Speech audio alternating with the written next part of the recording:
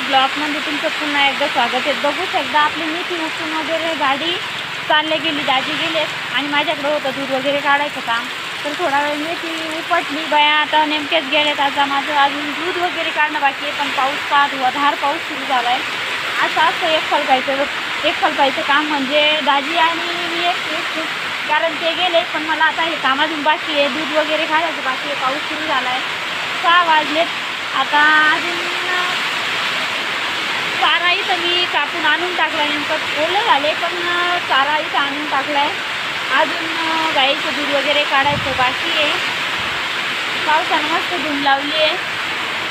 आता मला म्हणजे आपली मेथीची भाजी उपटून आता दाजी गेले खामगावला मेथीची भाजी घेऊ।